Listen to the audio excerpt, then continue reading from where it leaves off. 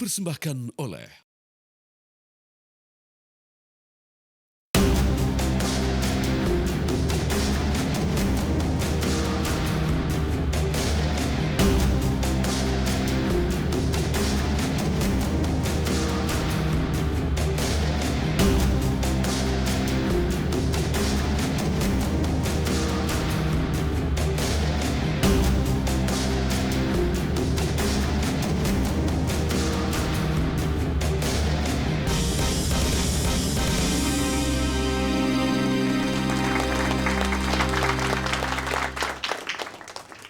Pemirsa, kita bertemu kembali di Indonesia Lawyers Club malam ini. Topiknya kita balik ke politik yang semakin lama semakin menarik. Kenapa saya bilang menarik? Setelah ternyata kerasnya dorongan untuk hak angket setelah penghitungan suara di KPU, ternyata seperti kita duga semula bahwa itu cuma omon-omon. Pihak yang kalah dalam pemilu ternyata tidak kunjung ada satu fraksi pun yang mengajukan di DPR.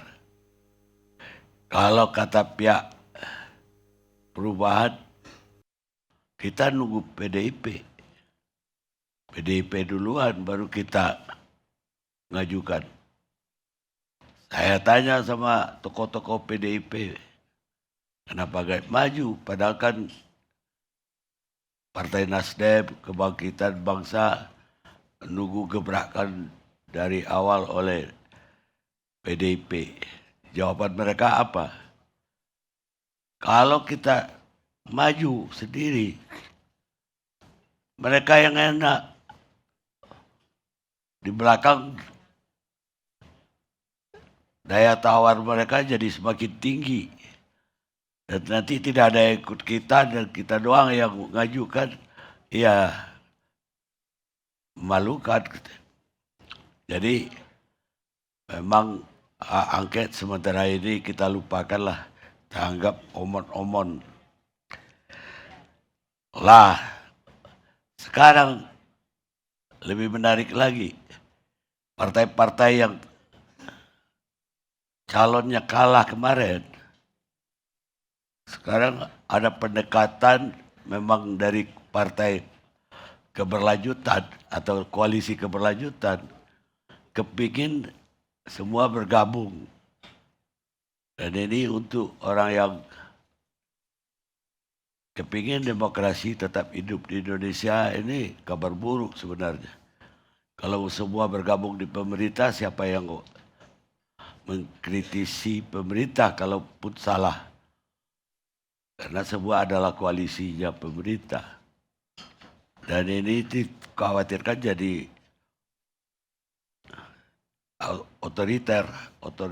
otoritarian dan juga bisa menyebabkan suara-suara yang kritis di masyarakat tidak tersalurkan. Karena itu dari partai yang seperti PDIP arahnya tidak akan mau bergabung. PKS masih diam. Belum ada tanda-tanda bergabung, juga tidak ada tanda-tanda tidak bergabung. Jadi walau alam bisawab. Partai yang lain ada tanda-tanda itu. Baik dari Nasdem, Perubahan, maupun PKB ada komunikasi-komunikasi yang menuju ke koalisi bersama 02. Yang saya khawatir kalau memang terjadi perubahan penggabungan, tagline-nya mau diubah jadi apa? Yang satu perubahan, yang satu keberlanjutan. Atau tagline-nya digabung aja. Keberlanjutan dari perubahan. Jadi ini lucu. Artinya demi kursi kabinet agak banyak yang bergabung. Mungkin yang tinggal 1-2 partai. Dan itu mengkhawatirkan. Dan karena itu malam ini saya beri judul Dagelan para ketua partai demi kursi di kabinet. Rakyat dibohongi. Pertanyaan ya, rakyat dibohongi. Bukan kalimat langsung. Kalau kalimat langsung nanti bisa jadi kasus. Karena itu saya akan mulai dulu dari pengamat politik.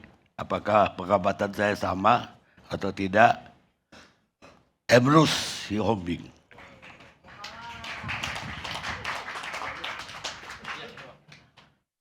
Halo, baik. Terima kasih Bang Karni. Saya pikir saya tadi pembicara yang terakhir. Ternyata ini pembicara pertama. Saya melihat bahwa kalau kita merujuk kepada campaign kemarin, bahwa ada yang membawa tagline perubahan. Ada tagline adalah melanjutkan. Ini yang saya lihat berseberangan. Lalu kalau kita lihat koalisi dari PD Perjuangan, bahwa mereka ini ada sesuatu yang dilanjutkan. Kenapa? Karena mereka adalah nawacita. Baru program yang dirumuskan bersama-sama Jokowi ketika maju kemarin. Tetapi ada juga menjadi koreksi ketika ada penyimpangan terhadap nawacita tersebut. Artinya apa? Ada yang dilanjutkan. Contoh, IKN mereka akan mendukung. Yang kedua adalah katakanlah food estate yang melanggar atau katakanlah yang lingkungan, gitu ya. Itu yang mereka katakan. Nah, kalau kita gradasi, sebenarnya yang lebih dekat bergabung dengan Prabowo berkoalisi dari sudut tagline campaign adalah PD Perjuangan dibanding dengan koalisi daripada Anies dan Muhaimin. Karena kenapa? Mereka melakukan secara definitif konkret perubahan. Bahkan Surya Paloh mengatakan lawan kalau ada yang ada sesuatu yang melawan daripada perubahan itu. Tegas sekali dia mengatakan. Tetapi saya melihat perkembangan. Tampaknya adalah ada kemungkinan besar merapatnya dua partai ini. PKB sama Nasdem menjadi bagian daripada koalisi. Padahal sebenarnya rakyat memilih mereka karena tagline yang dibawa. Perubahan. Lalu selalu ada mengatakan pemilu sudah selesai. Siapa bilang pemilu sudah selesai? Kalau pemilu sudah selesai dikatakan itu adalah kacamata kuda. Artinya dilihat sudah pemungutan suara. Bukankah apa yang dikampanyekan itu adalah awal daripada kontinuitas daripada pembangunan yang dilakukan oleh masing-masing siapapun menjadi pemenangnya. Nah, artinya apa yang mau saya katakan? Bahwa harusnya garis politik daripada Caimin dan Anies harus konsekuen dengan perubahan itu. Jangan karena seperti judul kita tadi, karena ada kursi menteri, karena konsep politik mengatakan bahwa tidak ada yang makan siang yang gratis.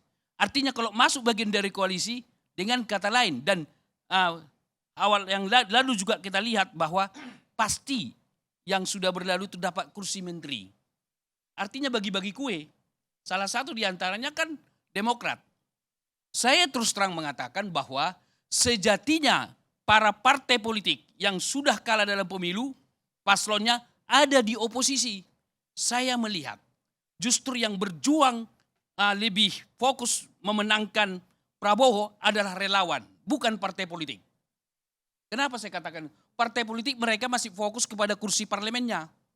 Tapi para relawan mereka adalah khusus untuk memenangkan Prabowo. Tetapi kalau partai politik masih dua kaki memenangkan daripada paslon presidennya dan memenangkan daripada legislatifnya. Nah, dengan masuknya partai yang berbeda koalisi, berbeda tagline-nya, itu sebenarnya saya mengatakan sama saja memberikan mengambil kesempatan daripada relawan itu. Jadi alangkah idealnya menurut saya semua partai politik yang tidak menang ada di luar kekuasaan.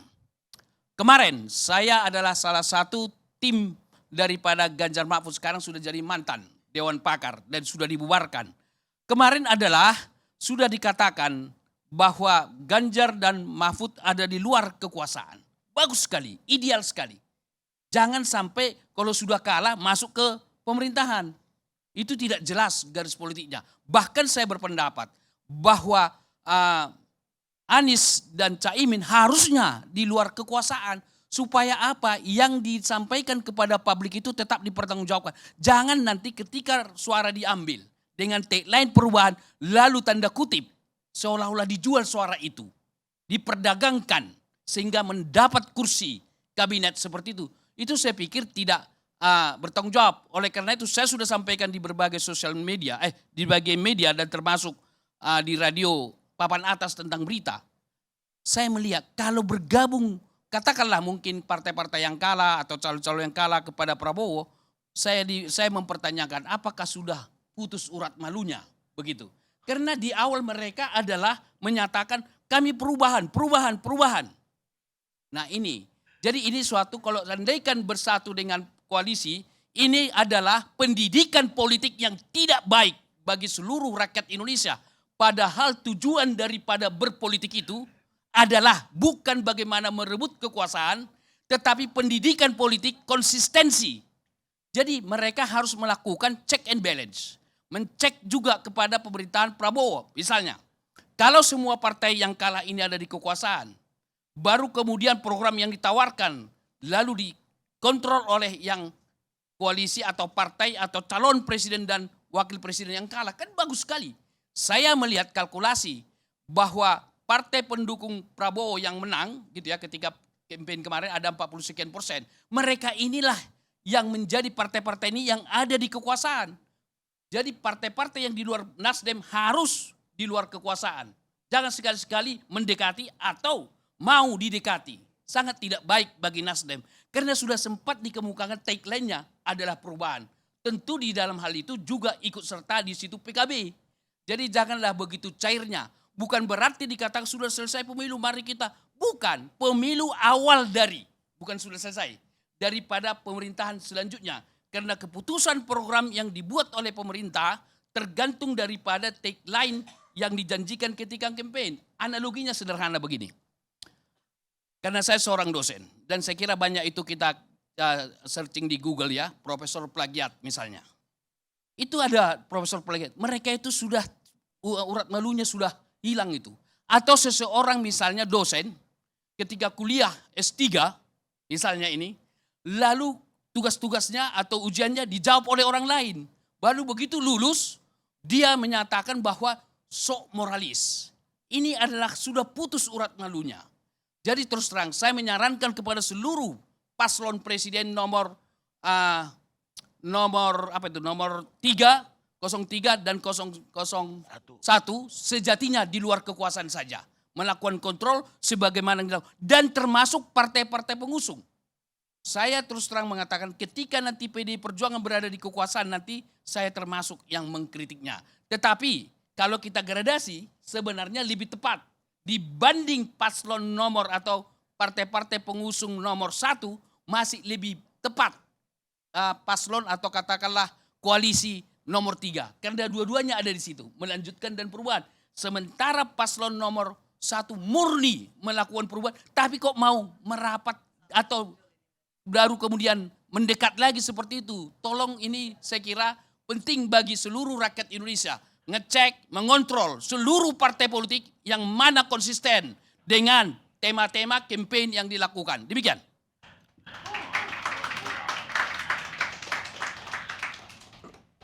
Luar biasa malam ini Emrus Siombing. Jangan lukai diri.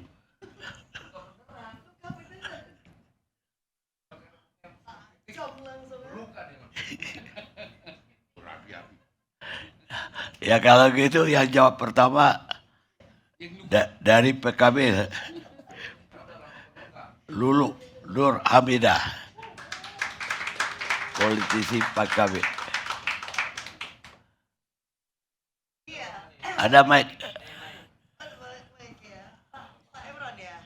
Emrus. Pak Emus. Emrus.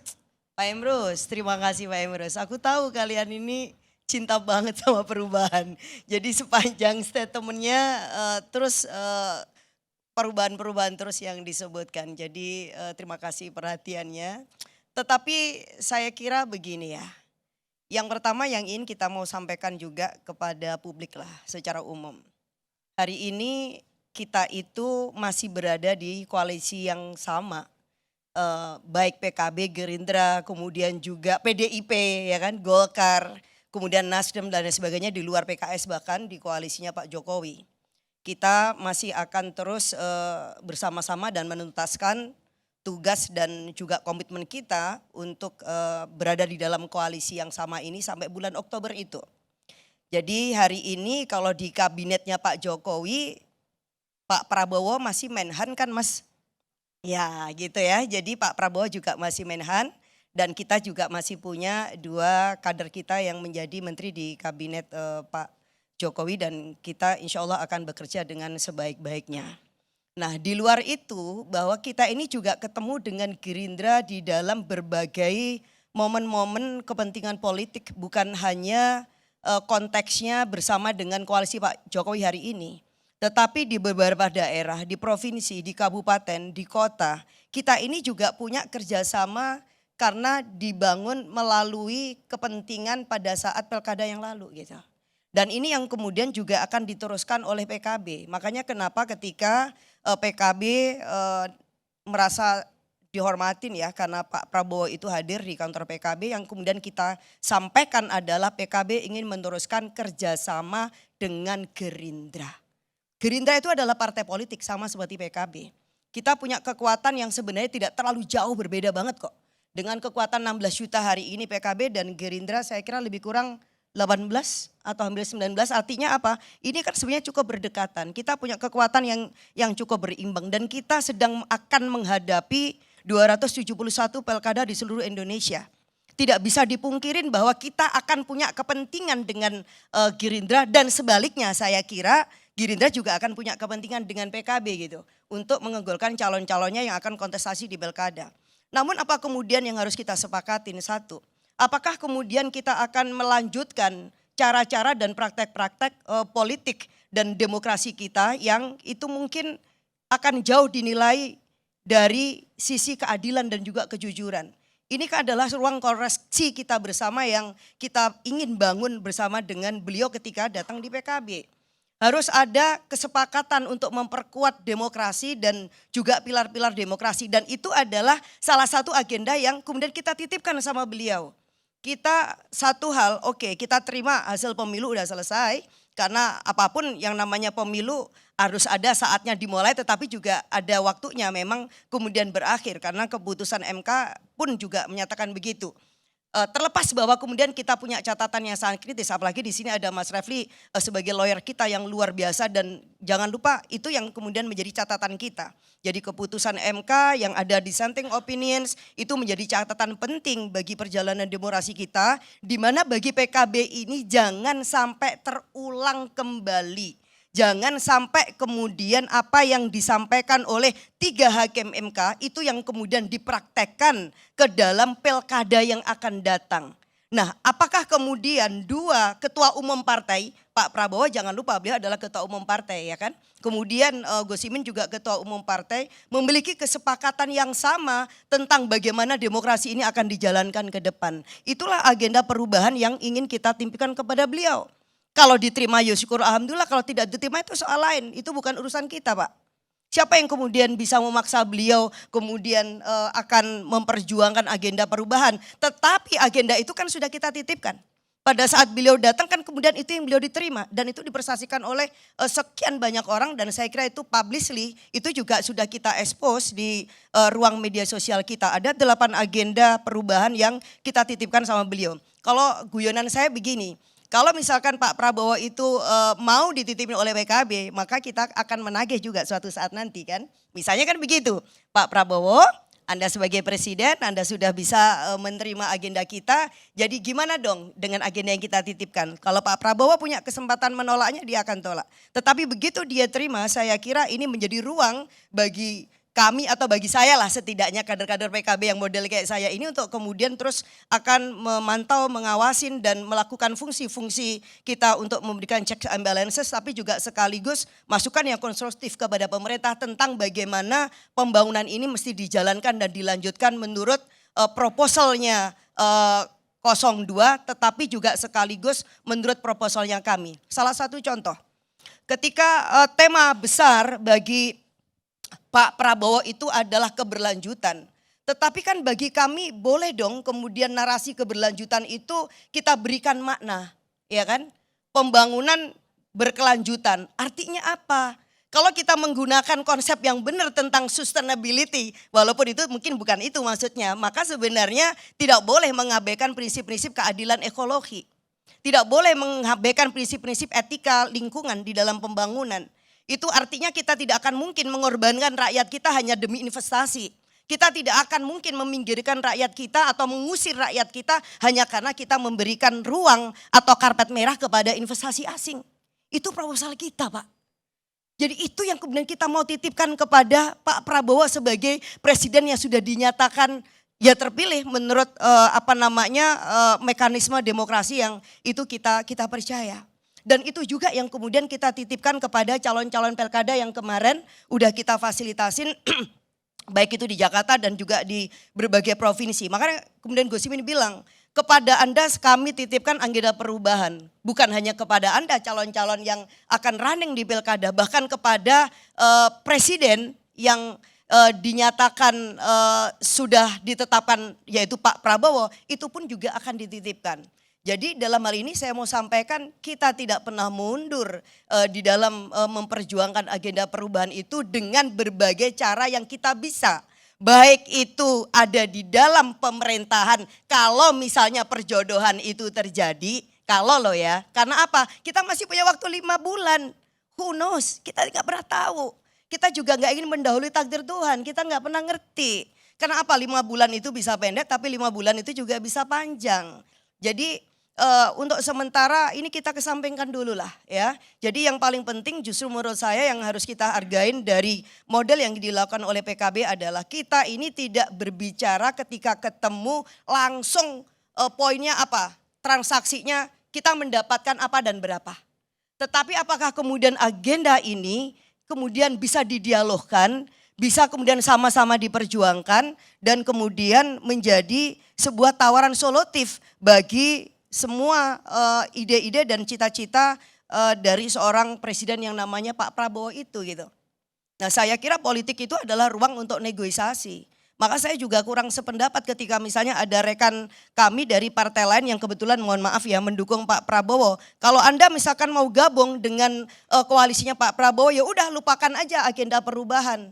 Tapi kemudian saya bilang kalau begitu caranya saya kira harus dibalik, apakah benar Pak Prabowo tidak akan punya kepentingan dan juga kebutuhan untuk menggandeng partai-partai lain di luar koalisi 02 kemarin. Jangan lupa Pak, kita itu pemenang kalau dikalikan jumlah dari kelompok yang dianggap kalah. Ya kan? Jadi kalau 01, 03 itu digabung kita menang di parlemen. Ya kan? Kita itu menang jumlah di parlemen 51% ya kalau tidak salah. Sementara koalisi 02 itu masih 49%. Nah keyakinan efektivitas jalannya pemerintahan termasuk kemudian juga menjalankan agenda-agenda seperti janji-janji politiknya, yakin gak itu bisa dilakukan kalau hanya dengan kekuatan 49%. Jadi jangan kemudian hanya kami yang kemudian tiba-tiba ditabrak seolah-olah kemudian kita ini yang grepe-grepe menginginkan sesuatu di kabinetnya Pak Prabowo, tetapi justru harus kemudian kita lihat di posisi yang berbeda. Apakah ada kepentingan di pihaknya Pak Prabowo untuk memastikan bahwa mereka bisa menjalankan agendanya dengan sangat efektif karena memang memiliki kecukupan dari sisi jumlah misalnya support di parlemen gitu ya. Nah saya kira kalau itu cara pandang kita ya nggak ada yang perlu dikhawatirkan sebenarnya tentang tema perubahan. Sama dengan tadi disampaikan tentang food estate, sampai kapanpun kita juga akan punya kritik dan evaluasi terhadap food estate itu. Food estate itu bukan hanya janjinya Pak Prabowo sebagai presiden loh, ini sudah berlangsung existing program dan saya kebetulan pernah di Komisi 4 selama 4 tahun, belum pernah sekalipun menyatakan persetujuan tentang itu. Dan di Komisi 4 yang sepanjang saya tahu juga tidak pernah memberikan persetujuan karena itu benar-benar program dari pemerintah yang nggak butuh persetujuan kita. Jadi itu jalan sendiri aja. Dan kita udah ingatkan hati-hati persoalan lingkungan. Hati-hati, kita juga minta kepada Menteri Lingkungan Hidup ya. Coba analisisnya, coba kemudian hitung kerusakan dampak ekologisnya dengan adanya food estate. Lalu kemudian kita kunjungan seberapa manfaat dan mudaratnya gitu. Kenapa tidak kemudian dilakukan cara-cara itu Pak? Jadi kita akan terus melakukan upaya-upaya untuk membuat keseimbangan walaupun kita ada di dalam koalisi Pak Jokowi loh ya. Tapi toh kemudian ini kita lakukan bagaimana kita tetap memberikan masukan yang konstruktif walaupun kita ini ada di dalam koalisi pemerintahan beliau. Tetapi kalau memang ada program yang bagus ya kita dukung ya kan. Tapi kalau ada yang nggak bagus masa iya kalau kemudian ada katakanlah penyimpangan kemudian kita biarin aja. Kita akan dosanya ditanggung rame-rame ya janganlah ya. Jadi saya kira politik dengan tetap mengedepankan integriti insya Allah itu yang akan menjadi pilihan bagi PKB. Dimanapun peran dan juga posisi yang akan PKB ambil setelah 20 Oktober nanti. Ya. Ternyata Mbak Lulu masih menggebu-gebu. Walaupun terluka. Pertanyaan saya, di ruangan ini juga Mbak Lulu itu menggebu-gebu. Tanpa Nasdem pun akan mengajukan angket. Dan sudah pada tanda tangan anggota-anggota PKB. Tapi sampai hari ini sepertinya hilang ditiup angin tuh angket. Kemanakah dia gerangan? Boleh minum dulu kan tadi ya. Bahwa dikasih kesempatan. Oh untuk Nasdem? Bukan. Saya Iya. untuk tentang hak angket ya. Kan Mbak Lulu dulu menggebu-gebu di ruangan ini. Betul ya, tadi menggebu-gebu hak angket ya. Saya masih punya keyakinan Bang, ya ini tentang hak angket itu. Saya masih punya keyakinan bahwa sebelum periode ini berakhir di bulan Oktober, hak angket itu seharusnya masih bisa dilakukan gitu. Masih bisa itu dalam artian karena memang memungkinkan ya, memungkinkan dari sisi timing, dari sisi kebutuhan, dari sisi kepentingan. Kebutuhan dan kepentingan kita apa? Ya agar kemudian tidak ada normalisasi apa yang kita anggap sebagai cara-cara dan perilaku dan praktek-praktek yang tidak baik di dalam menjalankan demokrasi ini. Dan sekaligus juga untuk memberikan koreksi dan perbaikan-perbaikan yang memang dibutuhkan. Nah ketika misalnya ada pertanyaan tentang sampai sejauh mana sih presiden itu boleh cawe-cawe, presiden itu kemudian boleh campaign, kemudian presiden boleh melakukan apapun yang menurut tafsirnya seorang presiden itu melakukan karena memang tidak ada undang-undang tentang lembaga kepresidenan. Maka sebenarnya hak angket itu kemudian menjadi pintu yang paling memungkinkan untuk bisa menggagas kebutuhan-kebutuhan yang diperlukan agar demokrasi kita menjadi jauh lebih sehat, berkualitas dan sekaligus juga bermartabat gitu loh. Ya, jadi kita sebenarnya punya niatan baik untuk ke sana. Tetapi lagi-lagi karena memang secara prosedural bahwa hak angket itu nggak bisa dilakukan sendiri itu Bang. Itu persoalannya. Jadi saya walaupun sudah melakukan mobilisasi tanda tangan di internal PKB, saya bilang dan itu cuman saya nggak tahu temanya kita apa sehingga saya nggak bawa. Tetapi itu biasanya selalu ada di dalam tas saya karena itu menjadi dokumen penting bahwa ada orang yang memiliki niat intens ya dan kemudian mereka punya keberanian memberikan tanda tangan signing persetujuan hak angket itu kan harus dihargain. Tetapi kawannya siapa? Saya udah coba untuk melakukan komunikasi dengan partai-partai lain. Saya pernah coba untuk kemudian komunikasi dengan ketua partai, ketua fraksi ya. Karena saya kalau ketua partai mungkin ya kita masih pupuk bawang lah ya. Jadi komunikasi dengan ketua fraksi. Tetapi memang masih no respon.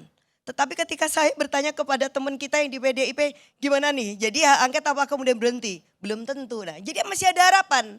Akhirnya apa? Oh oke, api tak boleh padam nih. Sebelum benar-benar itu memang padam dengan sendirinya. Tetapi sebelum Oktober, sebelum ada palu itu diketok bahwa kami ini berakhir periodenya 2024, maka kita harapan itu masih boleh tetap dipelihara. Karena apa? Karena ini dibutuhkan oleh bangsa Indonesia dan ini penting untuk rakyat kita. Jadi tidak untuk kemudian menghakimin orang per orang, tidak untuk kemudian apalagi mendelegitimasi misalnya Pak Prabowo, apalagi kemudian membatalkan karena memang berbeda konteks yang dilakukan dengan fungsi DPR. Tetapi demokrasi kita memang nggak boleh lemah. Demokrasi kita harus semakin dikuatkan dan harus dirawat dengan ketulusan, dengan akal sehat. Dan itu yang menjadi kepercayaan kami. Dan terakhir saya mau sampaikan, bahkan setelah ketemu dengan Pak Prabowo, Gus Muhaimin masih mengatakan, saya berharap hak angket masih tetap bisa dilakukan. Tetapi itu lagi-lagi akan tergantung kepada realitas politik yang ada di DPR. Sejauh mana kemudian ini dianggap kepentingan bersama untuk memperbaiki kualitas demokrasi kita. Atau kemudian lagi-lagi menjadi ruang transaksional yang saya tidak tahu siapa yang kemudian memainkan ini. Karena saya ini kan garis lurus saja ini Bang. Ya, jadi kita ini kan garis lurus saja. Begitu kita lihat bahwa ini harus kita lakukan karena ini penting untuk menjaga demokrasi kita tidak semakin lemah dan menuju kepada kegelapan, maka sepanjang konstitusi itu memberikan ruang bagi kita untuk melakukan sesuatu, do something, untuk melakukan perubahan yang konstitusional, ya kan? Maka ini harus kita lakukan. I am aktivis dan selamanya akan jadi aktivis.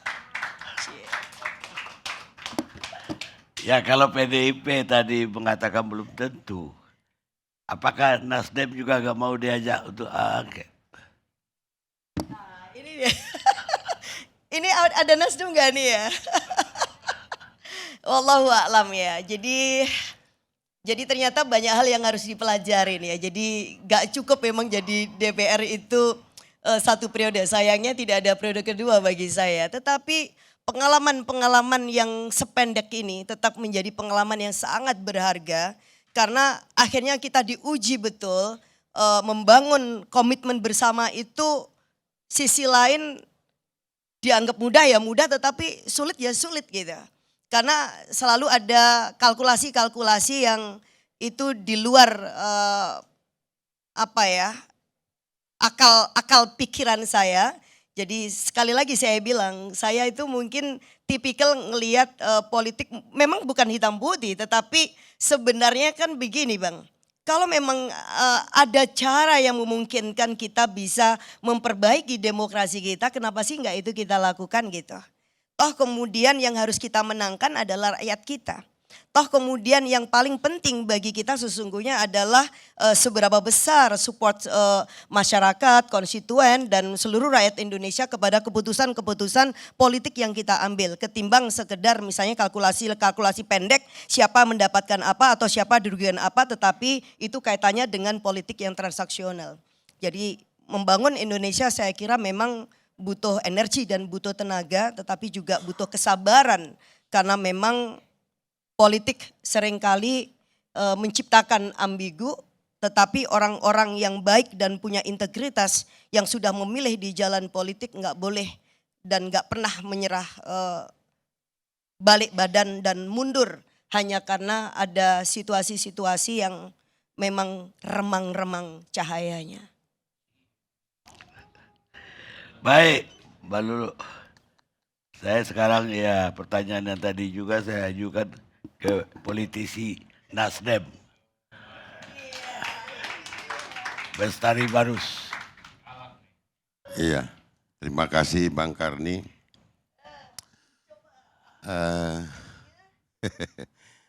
Dari yang mana dulu ini? Angket. Nah, tapi biar nyambung ceritanya kita coba merespon tadi yang disampaikan oleh Bang Emrus. Kaitannya dengan bahwa tagline perjuangan daripada paslon 01 ini kontra terhadap tagline perjuangan paslon 02 lah kira-kira begitu. Saya ingin menyampaikan begini, ada yang luput dari pengamatan para mungkin politisi, mungkin juga para pengamat. Saya pikir Pak Prabowo ini adalah ke depan, ini komandannya daripada perubahan. Betul-betul beliau itu concern terhadap perubahan, sebagaimana saya masih ingat 8 bulan yang lalu beliau menyampaikan di depan segenap Sivitas Akademika tentang pentingnya transformasi bangsa. Transformasi bangsa yang boleh kita artikan ya kalau transformasi apalagi kalau bukan perubahan. Itu satu pada kesempatan. Ini videonya ada ini kalau bisa diputarkan nanti. Kedua, pada saat 3 bulan yang lalu di debat kandidat juga beliau menawarkan gitu transformasi bangsa. Di dalam kemudian menyongsong Indonesia emas. Saya justru menjadi bertanya balik gitu. Bang Emrus sebagai mantan, apa namanya itu tadi, mantan Dewan Pakar dari 0 DPN Ganjar, apakah kemudian tidak merasa berkepentingan terhadap perubahan gitu? Melanjutkan satu program itu baik sekali, yang baik-baik dia. Tetapi di dalam melaksanakan program kerja ke depan, kemudian dia harus sejalan dengan transformasi bangsa ini, yang mana yang salah? Ketika ada keinginan dalam keberlanjutan itu pun, hasilkanlah satu perubahan yang terbaik bagi anak bangsa ini. Apa yang salah dengan hal itu? Nah kalau kemudian kita melihat bahwa ini sangat berkesesuaian dengan kami, apakah kemudian kami enggak memberikan kesempatan kepada Pak Prabowo selaku pemenang untuk membawa perubahan kepada anak bangsa? Haruskah kita seperti itu? Di TV One ini ada satu program namanya UFC, Ultimate Fighting Championship. Seharusnya ada semangat yang bisa kita adopt dari sana ketika 2 pendekar kemudian adu kekuatan dengan agitasi yang luar biasa sampai berdarah-darah.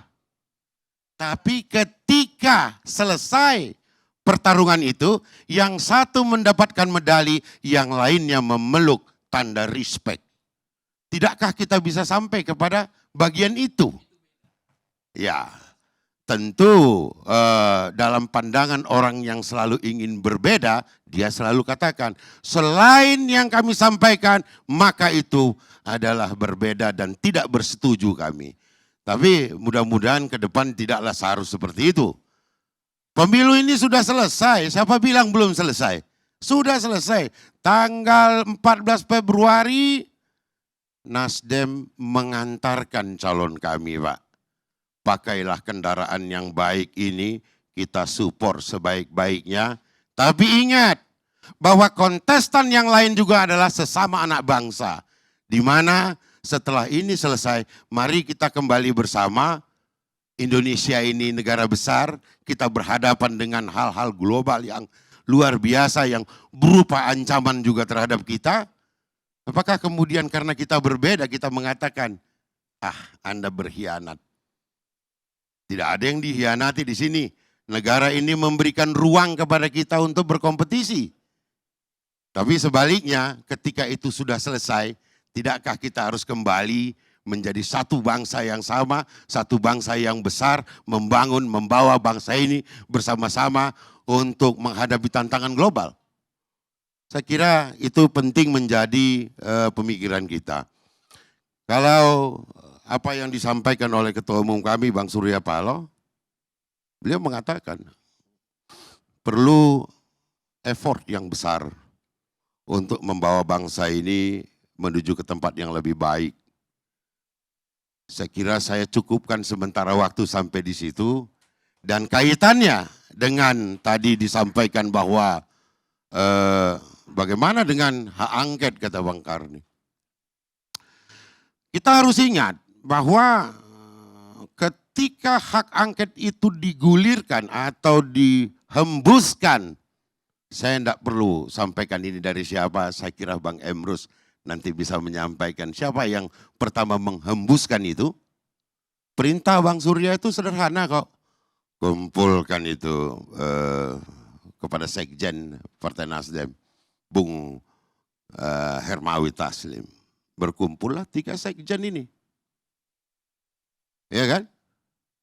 Kita dukung apabila di sana melakukan gerakan awal. Ya kan? Ya nggak tahu lah bagaimana komunikasinya TPN Ganjar dengan PDIP, Bang Emrus yang tahu kan begitu, atau Bang Panda. Nah, bahkan sampai berkali-kali diadakan pertemuan membahas itu.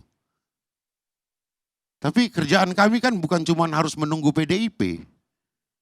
Ketika kita sudah kasih sign kemudian tidak ada sambutan, maka pada hari ini itu sudah tidak relevan lagi Bang Karni untuk dilanjutkan yang namanya hak angket tersebut. Kalaupun nanti ada potensi-potensi untuk melakukan itu, mungkin kaitannya dengan hal-hal yang lain lagi. Saya kira itu Bang Karni, terima kasih.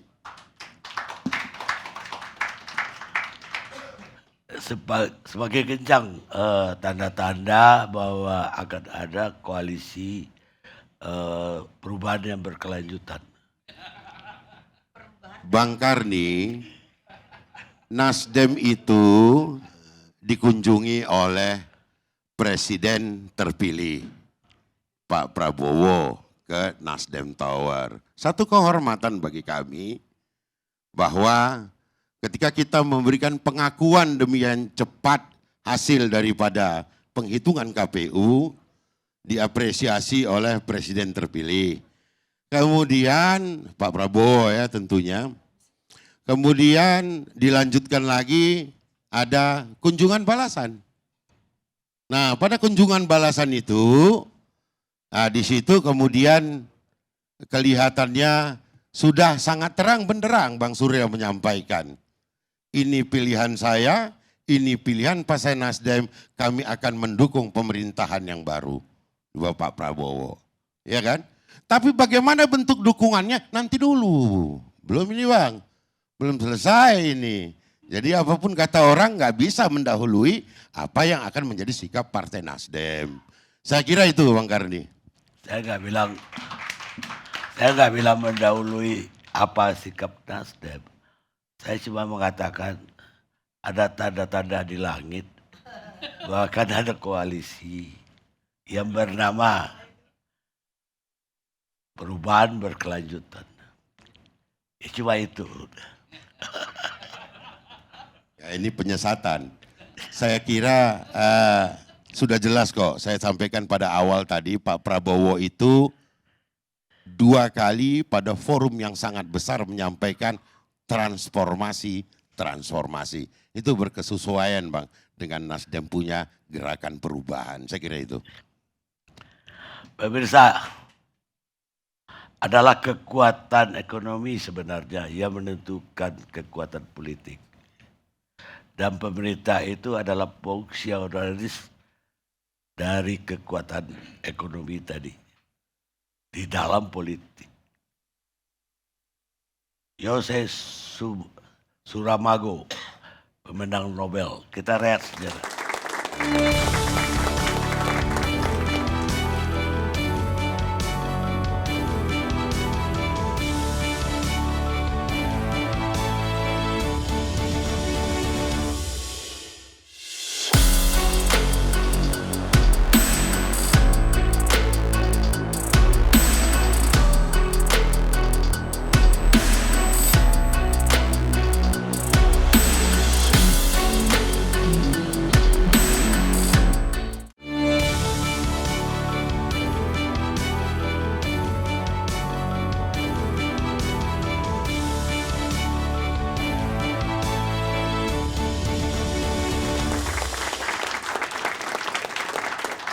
Pemirsa, kita lanjutkan diskusi kita.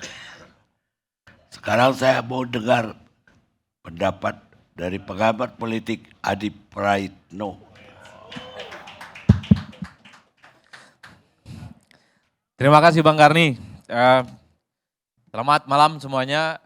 Saya kalau mendengar dan melihat judul dialog kita malam hari ini memang cukup luar biasa. Akal-akalan ketua umum partai untuk mendapatkan kursi kabinet. Pertama, saya ingin tegaskan soal kemungkinan koalisi antara partai pemenang pemilu dengan partai yang kalah pemilu, ini faktor apa yang disebut sebagai kutukan presiden minoritas. Apa itu presiden minoritas? Dalam sistem presidensialisme multipartai, di Indonesia di mana presiden dipilih secara langsung, ada satu kutukan yang saya kira ini terjadi pada SBY, kemudian lanjut kepada Jokowi, dan kemudian Pak Prabowo Subianto dan Gibran Rakabuming Raka. Di mana presiden yang menang dalam pilpres, tapi dia minoritas di parlemen.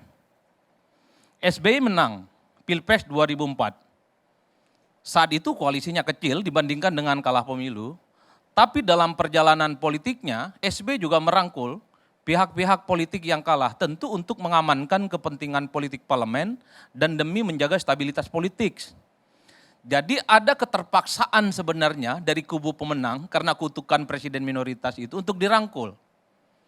Terutama pihak-pihak yang kalah. Begitupun yang terjadi pada Jokowi. Jokowi dalam Pilpres 2014, PDIP sebagai partai pemenang Pileg saat itu dilanjutkan dengan Jokowi sebagai pemenang presiden, juga merangkul pihak-pihak yang kalah dalam pemilu. Ada PAN, ada P3 dan ada Golkar. Karena saat itu koalisi pendukung Jokowi dan JK itu minoritas. Saya ingat persis hampir setahun setengah lamanya, Jokowi ini kan keputusan politiknya selalu diprotes dan bahkan mendapatkan resistensi yang cukup signifikan. Bahkan saat itu Undang-Undang MD3 yang mengamanatkan pemenang Pileg otomatis mendapatkan ketua DPR itu amsyong dan ambyar total. Jadi sebenarnya itu efek karena dukungan politik di parlemen rendah. Puan Maharani mestinya jadi ketua DPR itu 2014 yang lalu, bukan 2019. Itu efek parlemen kalah saat itu. Jokowi juga merangkul pihak yang kalah. Jadi ketika melihat Prabowo Subianto misalnya, ada intensi untuk merangkul pihak yang kalah, sebut saja misalnya Nasdem dan PKB. Enggak perlu malu-malu Bang. Enggak perlu atas nama kebangsaan, tidak perlu atas nama kerakyatan, demi bangsa dan negara. Bagi saya sudahlah, rakyat ini maklum. Ini sebagai upaya kerjasama politik dan sangat mungkin akan ada tawaran-tawaran menteri. Kerjasama kan enggak harus jadi menteri. Bikin masjid juga kerjasama gitu loh. Bikin irigasi juga kerjasama. Bikin musola, bikin infrastruktur juga kerjasama. Dan untuk rakyat, irigasi pertanian juga bagian dari kerjasama politik. Jadi kerjasama itu enggak harus jadi menteri. Atau kalau apa yang disebut oleh Mbak Lulu tadi, bahwa sepertinya misalnya partai pemenang pemilu itu butuh PKB. Karena mungkin kepentingan di pilkada. Ya oke, enggak perlu jadi menteri, koalisi aja di pilkada. Pilkada Jakarta, Pilkada Depok, atau Jawa Timur dan Jawa Tengah yang menjadi basis kekuatan PKB. Enggak perlu jadi menteri. Kalau memang iman politiknya enggak tergoda dengan ajakan itu.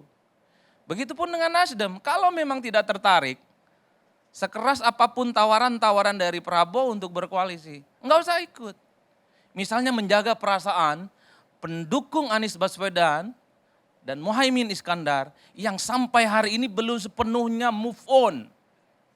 Yang menuduh kemenangan pemilu 2024 itu penuh dengan kecurangan, kedoliman dan ketidakadilan. Mestinya enggak tergoda, sehebat apapun godaan itu. Cuman kan problemnya atas nama kerakyatan, atas nama bangsa dan negara, ya ujung-ujungnya menteri. Mestinya tolak dong. Tentu untuk menghormati basis konstituen yang saya kira per hari ini itu masih terluka persoalan-persoalan politik elektoral Pilpres 2024. Oleh karena itu kutukan presiden minoritas inilah Bang Karni menurut saya yang kemudian membuat kenapa presiden-presiden terpilih itu cenderung ingin merangkul pihak-pihak yang kalah.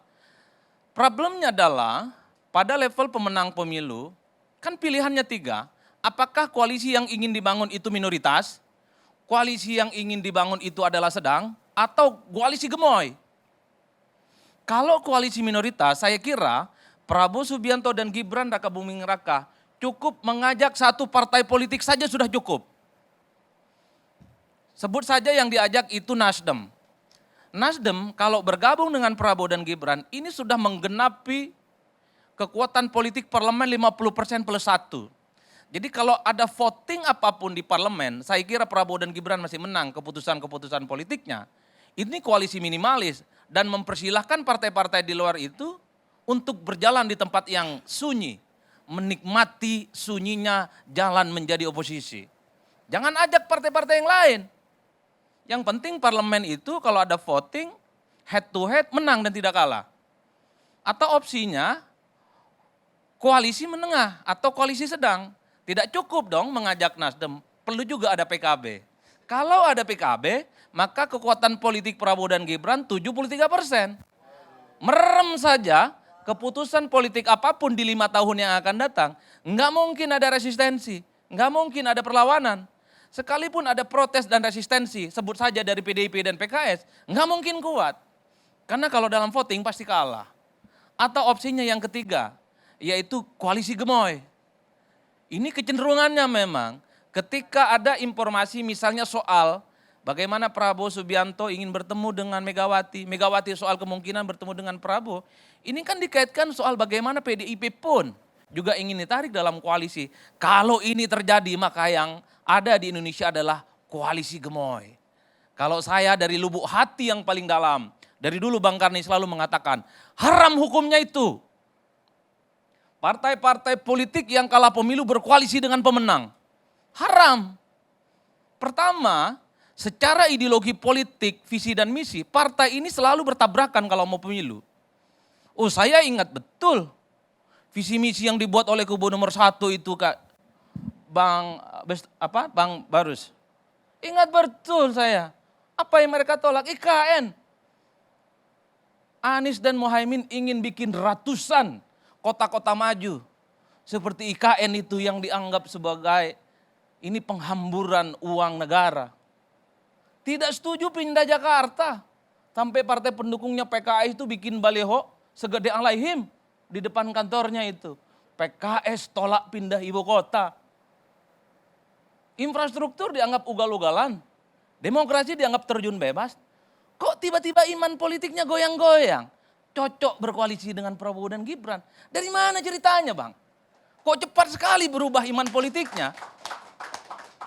Ya minimal ada idah politik. Ya, idah politik itu ada jeda masa di mana tuduhan-tuduhan terkait dengan kecurangan pemilu, kemarahan yang kalah, itu diendapkan dulu. Jangan di tengah suasana yang sedang berjuang. Bang Refli ini saya tahu persis, sedang berjuang di MK. Bang Bestari berjumpa dengan bosnya Bang Noel. Repot ini barang. Kalau Bang Refli Harun tegak lurus segala macam dengan keadilan. Tapi partai pendukung koalisi nomor 1 cari posisi aman masing-masing, termasuk PKB. Habis penetapan, ya soal pemenang pilpres, juga ada silaturahmi politik dan kebangsaan katanya. Setelah itu muncul goyonan-goyonan PKB jadi menteri kan, dan seterusnya. Yang ingin saya katakan adalah, ini nggak boleh begini, kasihan pemilihnya. Oleh karena itu saya selalu juga mengatakan, kalaupun toh ada partai politik pendukung nomor 1 dan nomor 3 ingin bergabung dengan Prabowo Subianto dan Gibran Raka Buming Raka, tanyalah ke mereka yang memilih dalam Pilpres 2014 yang lalu. Anies dan Muhaimin itu 23%. Tanyalah ke mereka, lebih pro mana? Berada di luar kekuasaan atau bergabung? Kalau memang yang 23% itu lebih banyak ingin bergabung, ya bergabung. Supaya pemilih itu tidak merasa ditinggalkan dan tidak merasa dihianati. Begitupun dengan partai pendukungnya Pak Ganjar dan Pak Mahfud. Tanya ke basis konstituennya, yang 16%, 14 Februari memilih mereka. Lebih setuju di mana? Berada di luar atau ingin bergabung dengan koalisi? Kalau itu sudah dilakukan, ada potret kecenderungan pemilihnya. Saya kira legitimasi untuk berkoalisi sekalipun, saya kira akan mungkin terjadi. Jadi rakyat yang memilih tidak merasa ditinggalkan, tidak merasa didolimi, dan tidak merasa dihianati. Nah, Bang Refli ini yang kesekian kalinya ketemu dengan saya. Kebetulan agak cocok suasana hatinya. Di mana partai-partai yang kalah pemilu memang harus ada di luar kekuasaan sebagai bentuk hukuman cara politik. Itu yang jelas. Nah yang kedua, pemilu itu kan hakikatnya adalah kompetisi, persaingan, memenangkan pertarungan, mengakumulasi kekuasaan. Apa itu akumulasi kekuasaan? Menang jadi presiden, jadi wakil presiden, dan menumpuk partai di mana para kader terbaiknya jadi menteri. Itu kekuasaan, Bang. Ada dignity, ada kebanggaan kalau dia bergabung dan memenangkan pertarungan dalam pilpres. Oleh karena itu, ketika partai kader terbaiknya jadi menteri, itu bangganya nggak karu-karuan. Karena tidak semua orang, tidak semua partai bisa menikmati. Demokrat misalnya, itu senang betul bergabung dengan Prabowo dan menang. Kenapa? Karena bagi Demokrat dia ingin tunjukkan kepada pendukung Amin dan Muhaimin Iskandar bahwa Demokrat itu berjalan di tempat yang benar. Sekalipun kursinya turun, minimal koalisi pilpresnya menang. Mereka bangga jadi menteri karena bergabung dengan menang. Demokrat bisa berbusung dada, tidak berada di dalam koalisinya Amin. Demokrat ingin tunjukkan bahwa bergabung dengan Prabowo bukan salah pilihan, tapi ihdinas siratal mustaqim, di jalan yang benar. Jadi bangga kalau kemudian kader-kader Demokrat ada yang jadi menteri. Yang ingin saya katakan adalah kalau tiba-tiba Demokrat merasa menjadi bangga jadi menterinya Prabowo Subianto, PKB misalnya dapat menteri, Nasdem jadi menteri. Jadi kebanggaannya itu hambar, Bang. Artinya apa? Untuk jadi menteri, tak perlu jadi pemenang. Enggak perlu busung dada kalau hanya ingin jadi menteri. Kalah pun bisa jadi menteri atas nama kebangsaan dan atas nama kerakyatan. Kan begitu ceritanya, Bang. Artinya apa? Untuk jadi menteri dan jadi pejabat di negara ini dalam sistem pemerintahan presiden secara langsung, enggak perlu harus jadi pemenang. Cukup atas nama rekonsiliasi. Ya enggak? Betul kagak? Iya dong. Itu yang saya tangkap. Begitupun dengan partai-partai lain seperti PAN, seperti Golkar, ingin tunjukkan kepada yang lain bahwa pilihan politik mereka bergabung dengan Prabowo dan Gibran adalah pilihan yang benar dan mereka sangat layak dan cukup bangga untuk menjadi menteri sebagai bentuk penghargaan atas perjuangan mereka. Kalau tiba-tiba yang kalah juga dapat menteri, kebanggaan jadi menteri itu rasa-rasanya hambar. Jadi nggak mewah lagi jadi menteri gitu loh. Tidur aja dapat menteri kok, kalah aja dapat menteri kok. Nggak perlu berdarah-darah, ngata-ngatain itu IKN itu proyek abal-abal, hilirisasi itu abal-abal. Nggak perlu khotbah-khotbah begitu, kalaupun toh pada ujung-ujungnya akan berkongsi dalam satu kolam koalisi bersama. Jadi begitu jalur ceritanya. Kalau begini ceritanya, apa-apa rangkul-merangkul yang kalah pun jadi menteri. Besok-besok tak perlu ada pemilu, tak perlu ada pilpres, gantian aja. Betul, saya setuju. Apalagi ketum-ketum partai, elit-elit partai selalu mengatakan bahwa ini adalah kawan lama, sahabat lama, senasib dan persuangan. Apalah ceritanya kalau begini ceritanya pemilu, Pak. Udah gantian aja. Hari ini Gerindra, besok Golkar. Damai. Besoknya lagi Nasdem, besoknya lagi Demokrat dan seterusnya dan seterusnya. Giliran, Pak. Negeri yang damai itu memang berat buat Adi Prayitno. Oh gitu ya. Enggak, saya hanya ingin menjelaskan fakta politik. Ingin menjelaskan fakta politik. Artinya yang ingin saya katakan adalah, kalaupun toh terpaksa ingin berkoalisi dan mengajak partai politik yang kalah, enggak perlu disembunyikan dong. Oke, siap berkoalisi dengan Prabowo dan Gibran. Dan siap jadi menteri, apa salahnya? Itu aja, enggak perlu atas nama kebangsaan, kerakyatan, rekonsiliasi. Aima, rakyat kita ini udah pintar. Enggak perlu pakai bahasa-bahasa yang menurut saya hiperbolis hanya sekedar ingin menutupi bahwa sebenarnya juga ingin jadi menteri. Kalau koalisinya ikhlas lillahi ta'ala, ingin masuk surga, tak jadi menteri, silahkan dukung Prabowo dan Gibran. Tapi nolak jadi menteri, itu baru mantap. Itu baru mantap. Masalahnya koalisinya pun pakai syarat. boleh berkoalisi, tapi dapat menteri. Menterinya nawar pula, 2 atau 3. Setelah 2 dan 3, nyebut juga pos kementerian mana yang basah. Repot. Nanya juga, kira-kira dapat Menko apa kagak? Repot. Ini yang saya kira repot. Itu cerita-cerita di sebelah sana. Ya, di negara konaha-konaha sana. Ini yang saya repot. Oleh karena itu Bapak Ibu yang ingin saya katakan, sebagai sebuah akhir dari khotbah politik malam hari ini ya. Maknai politik itu biasa-biasa saja dan jangan pernah mempercayai komitmen dan statement elit itu 100%. Bacalah elit politik itu sebaliknya. Kalau elit politik hari ini bicara tentang ideologi itu adalah politik yang diletakkan atas idealisme perjuangan, bahwa politik itu adalah penuh edukasi, itu hilangkan per hari ini. At the end of the day-nya, politik kita itu adalah ujung-ujungnya kekuasaan, kekuasaan, dan kekuasaan. Politik kita ujung-ujungnya itu adalah yang kalah berkoalisi, jadi menteri, dan jadi menteri. Atas nama Indonesia Raya dan Indonesia Maju. Lalu kemana para pemilih kita? Pemilih kita wassalam dan ditinggalkan. Demikian, terima kasih. Wassalamualaikum warahmatullahi wabarakatuh.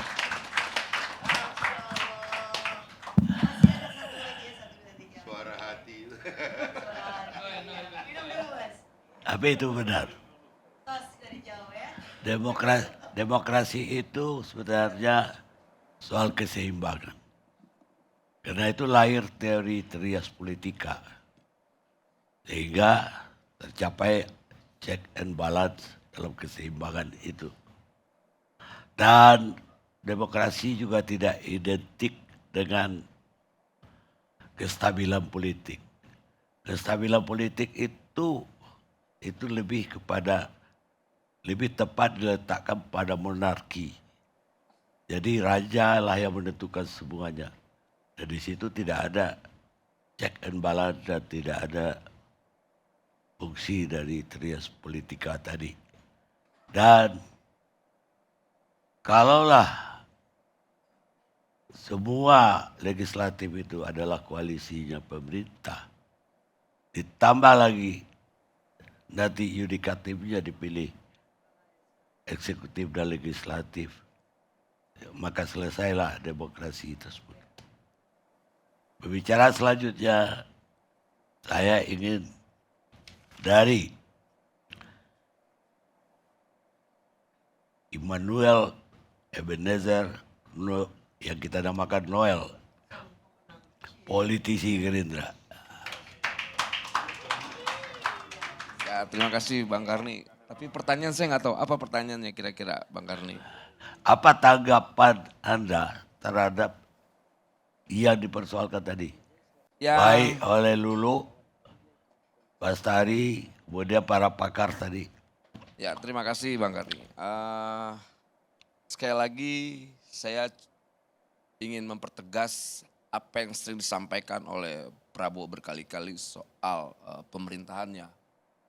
Kedua, tadi soal yang disampaikan Bung Emrus terkait ya melihat politik harus kacamata kuda, kemudian juga harus punya urat malu dan sebagainya. Tapi harus dipahamin ada sebuah realita politik yang juga nggak bisa kita tolak. Gitu, bahwa hari ini kita punya komitmen soal demokrasi, ya demokrasi itu adalah sistem yang terbaik dari yang terburuk.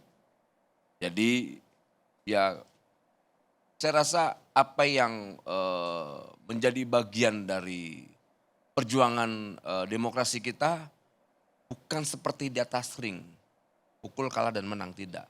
Ini adalah sebuah kompetisi demokrasi. Ini rumah besar kita bersama Indonesia ini, kita tidak mungkin bisa membangun dengan gaya kita sendiri, kita harus punya tanggung jawab moral dan politik bahwa bangsa ini harus dibangun dengan kebersamaan. Kita punya tanggung jawab yang sama. Soal kemudian ada yang beroposisi, kemudian ada yang berkuasa, ya itu penting ada oposisi, tidak mungkin tidak. Karena kita butuh yang namanya check and balance yang bagus. Nah makanya saya berterima kasih ketika Mas Ganjar menyampaikan ya saya akan mengambil posisi di luar, itu bagus sekali. Ini saya lihat Mas Ganjar memberi kontribusi pendidikan politik yang bagus buat bangsa ini. Kemudian memang kita menunggu sikap PDIP ke depan. Apakah dia beroposisi atau tidak, tapi kemungkinan sikap Mas Ganjar itu selaras dengan partainya. Walaupun PDIP menyampaikan secara politik partainya itu ada di Rakernas nanti. Sikap politiknya masuk di pemerintahan atau tidak, itu nanti ada di Rakernas. Tapi sekali lagi saya sampaikan, beroposisi atau berkuasa sama mulianya. Tidak ada yang salah. Gitu loh. Kemudian porsinya seperti apa, kemudian mengendalikan pemerintahan seperti apa, ya kita lihat. Karena demokrasi kan sarana aja. Sarana untuk mengambil sebuah kekuasaan, bagaimana meyakinkan publik dengan ide-ide dan gagasannya. Tadi yang bicara tentang perubahan, ada yang bicara tentang berkelanjutan, ya itu kan tagline aja, tapi kan substansinya sama. Bagaimana siapapun pemenang dari kontestasi demokrasi ke depan ini harus bisa bagaimana kekuasaan itu dijadikan alat untuk melayani rakyat. Dan ini sudah dilakukan oleh nanti Pak Prabowo dengan komitmennya, dengan janji-janji kampanyenya, dengan janji-janji politiknya. Janji politik yang pertama dilakukan adalah apa? Coba mengajak semua kader bangsa ini untuk membangun Indonesia ini ke depan lebih baik. Diajaklah Nasdem, diajaklah PKB. Tapi kan PKB dan Nasdem juga punya harga diri politik. Mereka punya catatan, nih kemarin begini loh. Yuk kita benahin. Dan Pak Prabowo tidak menutup itu, masukan-masukan itu. Tadi disampaikan Mbak Lulu. Pak ini loh Pak, kami demokrasi ini kita jaga ke depan. Apakah Pak Prabowo menolak? Tidak, karena itu kan baik buat bangsa ini. Ini bukan soal kepentingan PKB. Tapi ini kepentingan bangsa ini bersama. Nah itulah yang harus dipahamin kita sama-sama sebagai kader bangsa. Harus sedikit bangga lah partai kebangsaan karena akan dibilang kader bangsa, ya kan. Nah makanya soal pertikaian yang sebetulnya tidak ada lagi yang berbasis ideologis. Kalau seandainya ini persoalan yang sangat ideologis, saya yakin PDI yang paling keras dalam melawan pemerintahan Pak Jokowi dan Pak Prabowo ke depan. Tidak ada. Bahkan bahasanya Mas Ganjar, bahasanya PDIP, ya kami harus mengakui menerima pemerintahan Pak Prabowo Gibran ke depan. Dan itu kan enak, sama juga yang disampaikan Nasdem, PKB. Ya bangsa ini jangan selalu dieskalasi oleh kebencian-kebencian, dampak persoalan politik yang kemarin. Justru kita harus menata bangsa ini ke depan agar apa? Energi kita yang ke depan ini tidak lagi pada persoalan-persoalan pilpres terus. Yang akhirnya habis, kapan bangsa ini mau maju. Apalagi Pak Prabowo punya komitmen terkait 2045. Kita harus menjadikan bangsa ini menjadi bangsa unggul, generasi unggul. Makanya ada banyak program-program menjadi program Pak Prabowo menjadi program unggulan, salah satunya soal makan dan susu gratis. Dan ini kan kita harus bangun sama-sama karena di situ ada anaknya dari Nasdem, ada anaknya dari PKB, di situ ada anaknya kader dari PDIP. Dan semua itu yang dilakukan oleh Pak Prabowo ke depan adalah buat semua komponen anak bangsa. Mau yang beroposisi, mau yang berkuasa, yang jelas programnya Pak Prabowo nanti ke depan adalah untuk semua anak bangsa. Jadi marilah kita ke depan membangun bangsa ini dengan cara yang terhormat. Tidak lagi dengan cara berpikir di atas ring, kalah menang, tidak. Dalam kompetisi demokrasi, ukuran menang tidak diukur oleh cara-cara yang narasinya seperti pertarungan di atas ring. Tapi bicara tentang gagasan, bagaimana menguasai pikiran publik. Nah hari ini kan publik coba berharap dengan ekspektasi yang cukup besar terhadap pemerintahan Pak Prabowo Gibran. Ya kita tunggu saja. Karena kita juga tidak mau pemerintahan Prabowo Gibran ke depan tanpa ada oposisi yang berkualitas. Kita lihat semoga aja misalnya PDIP mengambil jalan oposisi. Itu bagus sekali. Karena apa? Harus ada check and balance itu. Nggak bisa nanti pemerintahan Prabowo Gibran itu ugal-ugalan. Sama yang kemarin disampaikan oleh Pak LBP. Awas ada orang toksik Itu kan peringatan awal yang bagus sebagai kader bangsa. Dan ini kita bangga sekali, udah ada peringatan awal dari seorang LBP. Artinya pernyataan ini kan berbasis analis yang memiliki data yang cukup kuat. Tidak begitu aja dilontarkan ke publik tanpa ada basis data yang menjadi bahan analisanya Pak LBP kemarin. Makanya ke depan nanti kita mengajaklah komponen bangsa, PDIP juga bisa, kemungkinan bisa kalau seandainya masuk kita senang. Karena ini tidak bisa membangun bangsa yang besar ini dengan gaya-gaya yang kayak berkelahi aja, pukul nanti keluar jebret, jangan ada lagi, udah kalah aja, nggak bisa begitu juga. Gitu loh. Kalau caranya begitu, cara pola pikirnya begitu, ya kapan demokrasi ini kita semakin berkualitas, kemudian kesadaran berpolitiknya cuma hanya menang kalah, repot kita. Kita kan butuh sebuah gagasan.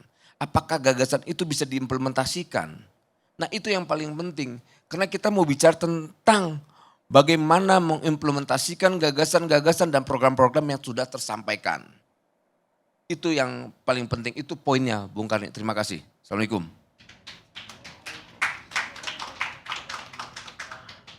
Pemirsa, ketika politik tidak lagi jadi misi, tapi adalah profesi, maka para politisi tidak lagi akan melayani publik. Yang dia layani hanya dirinya sendiri. Emmanuel Macron, Presiden Prancis, kita lihat sendiri.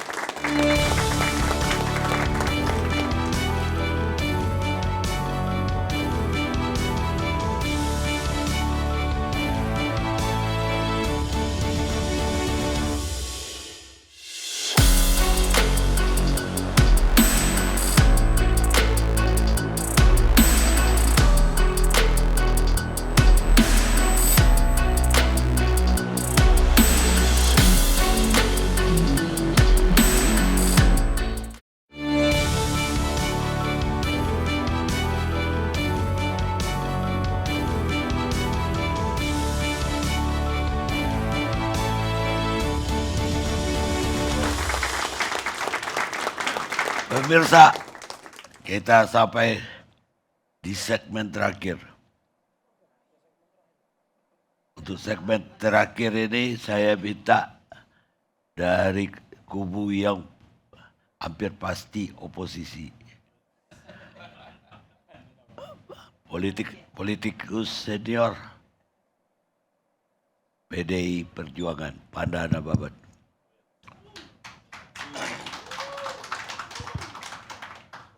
Merdeka. Yang pasti PDI Perjuangan punya sikap sebagai oposisi.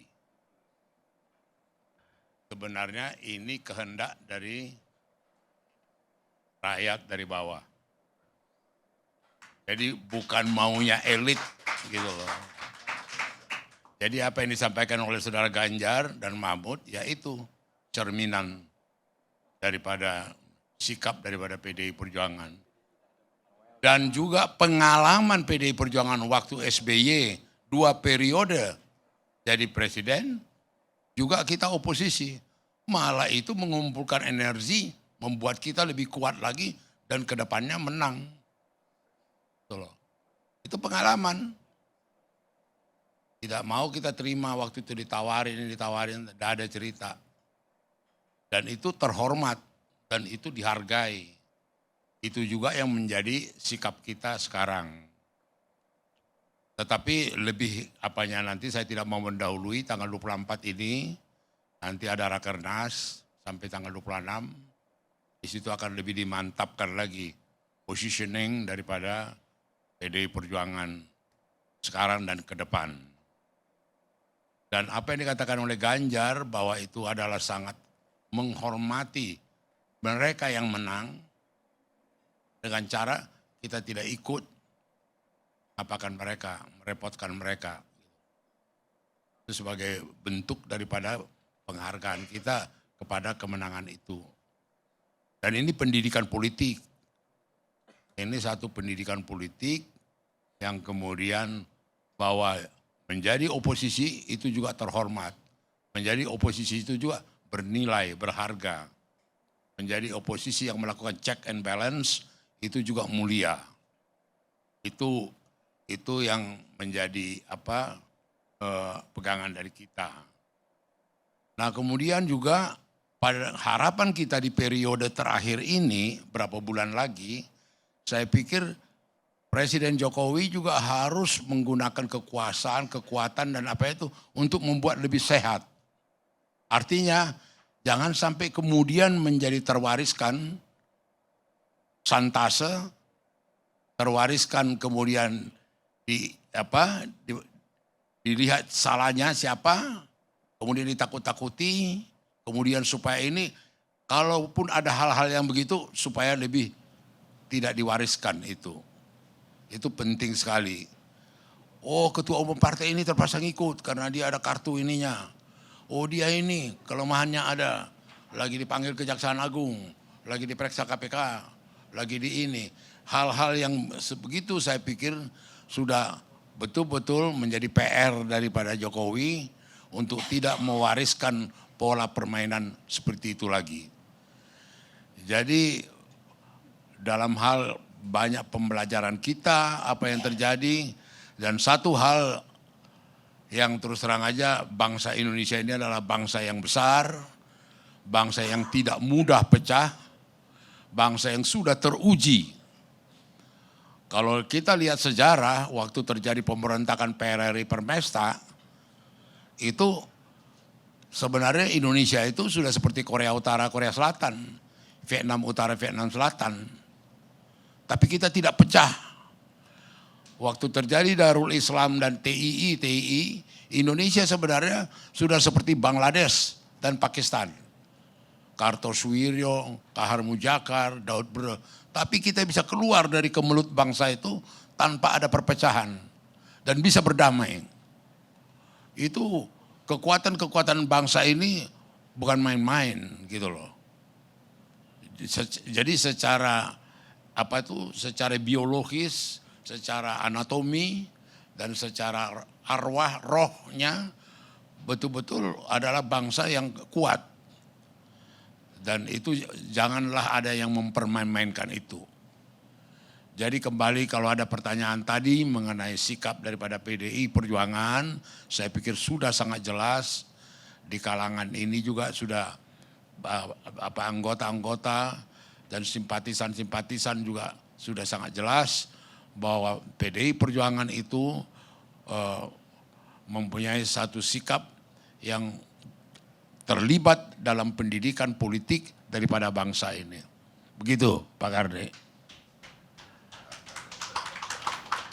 Udah jelas bagaimana sikap PDIP sebenarnya. Dan ya tentang jadi oposisi. Oposisi. Kan sudah pengalaman pernah jadi oposisi. Betul. 2 periode. Dan itu memang udah saya prediksi bagaimana karakter Ibu Mega sesungguhnya dari awal. Pak Ibu Mega kalau udah suka pasti suka sekali, dan kalau benci ya itu akan benci sekali. Kalau bagaimana? Kalau dia benci selesai. SBY hanya tidak terus terang mengatakan mau jadi calon. Saya kira sampai mati juga enggak ada. Enggak juga, aku terlibat di situ. Itu hanya sederhana aja, SBY ngaku aja. Iya, tapi kan Iya. karena dia enggak ngaku, Mega marahnya Iya. ketulang. Saya dikirim ke istana bicara dengan SBY 5 pertanyaan. 5 pertanyaannya Mega nggak bisa dia jawab. Iya, saya tahu itu. Makanya saya prediksi dengan Jokowi apalagi.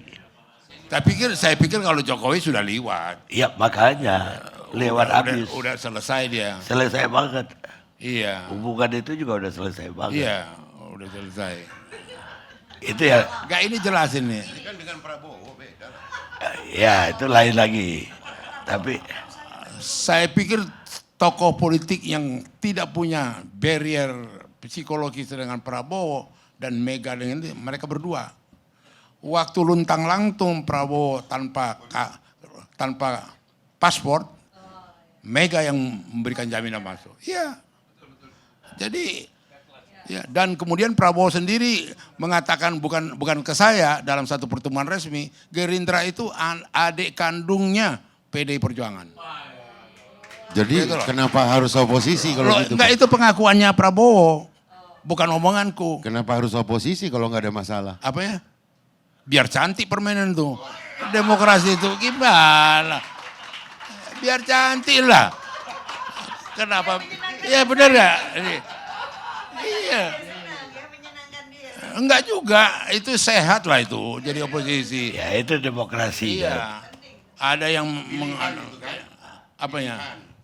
Kembali bahwa oposisi atau di dalam pemerintahan itu adalah pilihan. Bukan pilihan. Nasibnya. Susah banget. Baik, sekarang kata akhir dari Dr. Refli Harun. Assalamualaikum warahmatullahi wabarakatuh. Keren jadas. Jadi ibu-ibu dan bapak sekalian, kawan-kawan semua, agak berat juga ya ngomong terakhir ini, bukan karena materinya berat, tetapi ingin menyampaikan sesuatu yang barangkali tidak begitu disukai oleh ibu-ibu dan bapak-bapak sekalian, ya kan? Tapi kita harus menyampaikan sesuatu yang menurut saya benar dari sisi keyakinan dan teori. Karena itulah gunanya kita belajar. Saya ingat pernah ada, kalau nggak salah Bang Buyung, Adnan Buyung Nasution. Dia dibantah oleh seorang anak muda yang bicara ya seperti kita ini, wah demi kerakyatan, bersatu dan lain sebagainya. Dia bicara state and civil society, oposisi dan lain sebagainya. Ah nggak ada semua itu Bang katanya. Kalau begitu ngapain kita belajar ilmu politik katanya. Ngapain kita belajar sesuatu hal kalau kemudian hukum-hukum yang sudah jelas itu tiba-tiba kita nihilkan semua. Yang namanya sekat, perbedaan, ideologi, perbedaan kompetisi, pertarungan yang sesuai itu ada. Tetapi kemudian dia bisa reconcile dengan sebab yang sederhana. Karena ada kesamaan ideologis mungkin ya kan. Atau pragmatis saja. Atau barangkali strategis. Karena ada agenda tertentu yang akan diunggulkan atau akan digolkan. Nah dalam konteks Prabowo ini, saya memulai dari minority president tadi yang seperti yang dikatakan Adi tadi. Jadi memang ada kebutuhan realistis dari Prabowo untuk menarik minimal 1 dan mudah-mudahan maksimal 2 dari partai politik yang ada. Karena kalau dia tidak tarik, yang terjadi adalah dia akan minoritas di parlemen dan itu akan menyulitkan dalam menggolkan ide-ide atau agenda-agenda tertentu. Pemerintahan Presiden Jokowi adalah sebuah contoh di mana kontrol parlemen mati suri. Sehingga dengan mudahnya undang-undang yang mengkhianati masyarakat, yang mengkhianati konstitusi itu digolkan. Sebagai contoh misalnya Undang-Undang Minerba. Undang-Undang nomor 3 tahun 2020. Undang-undang itu ibu-ibu dan bapak-bapak sekalian menggantikan Undang-Undang 4 2009 soal izin yang namanya tambang tersebut. Konsesinya itu akan kembali ke negara pada tahun 2024 dan seterusnya. Tapi yang terjadi apa? Karena peng-peng penguasa sekaligus pengusaha, maka yang terjadi adalah undang-undang yang sudah di depan mata mengembalikan bumi, air dan kekayaan alam terkandung di dalamnya dikuasai oleh negara dan digunakan sebesar-besarnya untuk kemauan rakyat, akhirnya diubah. Maka ada Undang-Undang 3 2020 yang memperpanjang konsesi itu secara otomatis selama 20 tahun, 10 kali 2. Tidak ada yang pada waktu itu protes. Saya ingat dan perlu kita apresiasi, satu-satunya partai yang protes dari undang-undang yang tidak jelas proses pembentukan undang-undangnya ini adalah Demokrat pada waktu itu. Itu satu-satu yang saya catat. Begitu ada Perpu nomor 1 2020 yang menghilangkan hak budget DPR karena COVID dan memberikan karpet merah kepada pemerintah untuk membuat sebuah perencanaan keuangan yang bahkan melanggar undang-undang keuangan negara, tidak ada yang protes. Satu-satunya yang protes adalah Partai Keadilan Sejahtera. Jadi begitu efektifnya Jokowi menggunakan parlemen untuk melegitimasi apapun yang dia inginkan. Kalau kita bicara tentang fungsi pengawasan yang jalan misalnya. Ini di masyarakat ini ribut mengenai ijazah palsu misalnya. Ini contoh kasus. Kalau kita bicara tentang hak inquiry dari DPR, DPR kan bisa melakukan penyelidikan. Bukan untuk mempunish seseorang, tapi untuk menyelesaikan masalah ini. Selesai masalah ini kalau DPR melakukan inquiry dengan sungguh-sungguh bahwa case close, ijazah Jokowi asli ada. Tapi sampai sekarang korbannya sudah banyak. Tetapi ijazahnya nggak pernah kita lihat. Yang ada adalah setiap diajukan ke persidangan ditunda-tunda dan akhirnya dinyatakan tidak dapat diterima. Yang mengabarkan sementara udah masuk bui dua, Gus Nur dan Bambang Tri. Padahal tidak pernah diuji apakah yang ditulis oleh Bambang Tri itu sahih atau tidak dari sisi ilmiah. Persoalan, mau contoh lagi KM 50 dan Kanjuruhan. KM 50 dan Kanjuruhan itu contoh nyata bagaimana murahnya nyawa manusia di Republik Indonesia ini. Tapi apakah DPR menggunakan hak inquiry-nya, hak penyelidikannya untuk melihat siapa yang melakukan pembunuhan misalnya kalau ada pembunuhan? Nggak ada. Nyawa manusia ratusan itu dianggap sudah selesai. Yang disalahkan angin. Yang disalahkan adalah karena yang bersangkutan melawan dan lain sebagainya. Karena Anda melawan, Anda mati berhak. Jadi ini yang kita khawatirkan pada masa pemerintahan Presiden Prabowo selanjutnya lumpuh yang namanya pengawasan parlemen. Padahal sejatinya dalam sistem pemerintahan presidensil semua anggota DPR itu adalah oposisi dalam tanda kutip. Kan Anda akan mengatakan, Ketua MPR Bambang Susatyo mengatakan, tidak ada yang namanya oposisi dalam pemerintahan presidensial. Yes, saya katakan. Kalau Anda kafa menjalankan presidensial system. Tapi presidensial sistemnya tidak kafa. Tidak kafanya seperti apa? Kalau kita bicara presidensial system, itu yang namanya anggota DPR, dia hadir terpilih itu sebagai individu, individual basis. Di Jerman saya tanya kepada orang partainya, partai yang paling mayoritas, di sini enggak recall, enggak ada katanya.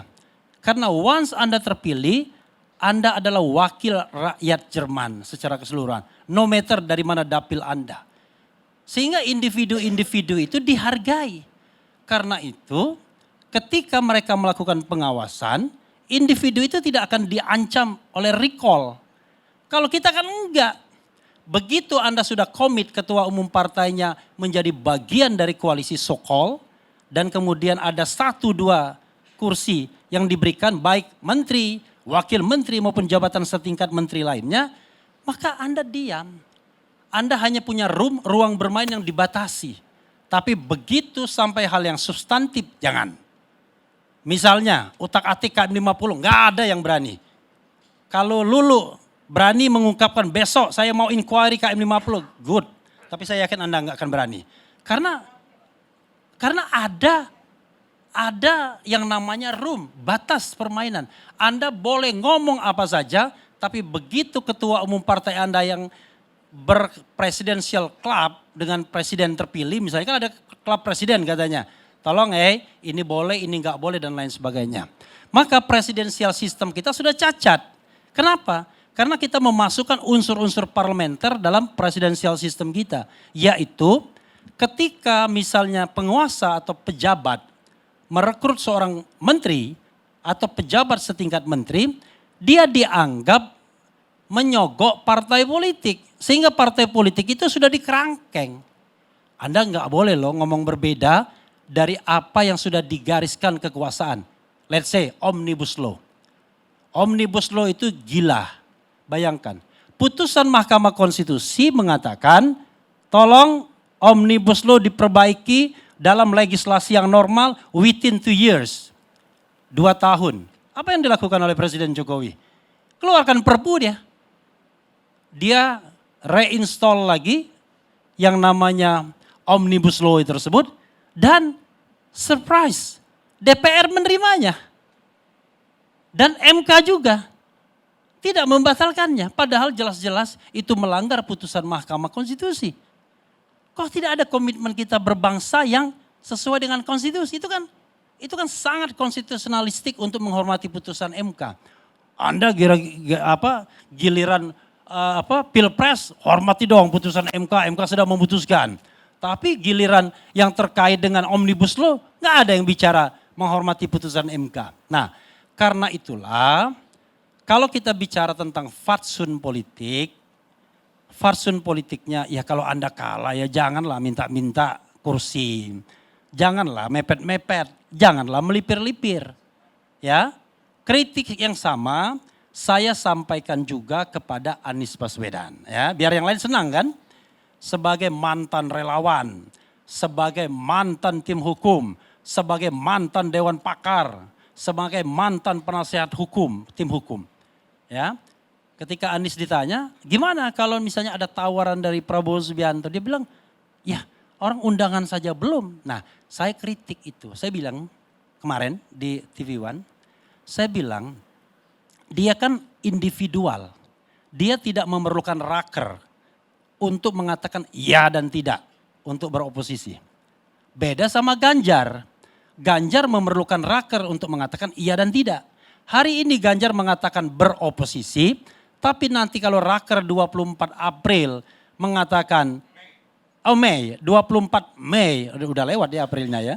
24 Mei mengatakan bahwa kita gabung dengan pemerintahan. Kalah Panda Nababan dan kemudian Ganjar Pranowo. Enggak ada lagi yang namanya suara oposisi tersebut. Oh, kami tetap kritis di DPR, kritis di society. Itu Anda sudah bicara yang namanya oposisi hal-hal yang tematik. Tidak semua hal. Tapi kalau mau oposisi yang permanen adalah Anda stay away dari kursi pemerintahan dan Anda betul-betul di luar pemerintahan. Anda menjadi counterpart. Oke, apa yang dikatakan Nul itu kalau ada yang benar saya katakan benar. Tapi kalau ada yang salah harus ada orang yang berani mengatakan itu tidak benar. Sekarang menjadi masalah. Kalau kita mengatakan coba periksa Ford Estate, ada nggak potensi korupsinya? Kira-kira Nul, ada jamin nggak saya tidak ditangkap misalnya? Tolong periksa itu marriage. Apakah ada potensi korupsinya atau tidak? Ada nggak jaminan kemudian anggota DPR mengatakan memberanikan itu dan menggunakan hak untuk menyelidik? Nah itu yang kemudian kita katakan sebagai kehidupan berbangsa yang sehat. Yang sehat itu bukan tidak ada dinamika. Bukan berarti kemudian ya kita bersama-sama membangun bangsa negara. Seolah-olah luka kemarin itu nggak berbekas. Kalau kita kembalikan pada relawan, ini ada beberapa relawan yang saya ajak misalnya. Ya tetap berbekas. Saya juga agak terhenyak, ini mohon maaf dengan Pak Barus ya, dengan Bro Barus. Kita sedang berjuang di Mahkamah Konstitusi. Ini kawan sudah mengucapkan selamat. Loh, kita ini sedang berjuang mengatakan bahwa pemilu ini curang. Pemilu ini cawe-cawe Jokowi. Apakah dibenarkan? Dibenarkan sama MK. Memang Jokowi cawe-cawe. Cuma itu bukan pelanggaran hukum, tetapi pelanggaran etika. Kita mengatakan pemilu ini curang, terbukti gak? Terbukti, paling tidak 3 orang. Kan ada 8, Pak Hakim, pemilu ini curang. Kata 5 hakim, enggak ada yang terbukti curang. Kata 3 hakim, ada. Paling tidak soal bansos, pengerahan aparat, dan kata Hakim Harif Hidayat, semua dalil terbukti. Pertanyaannya adalah, ketika kita mengatakan tidak ada pemilu curang, ada 3 yang mengatakan curang, apakah ada kecurangan? Ada. Nah, apakah luka itu atau katakanlah hal-hal yang menganga itu kita tidak perlu evaluasi dan tambal. Dalam konteks inilah hak angket diperlukan.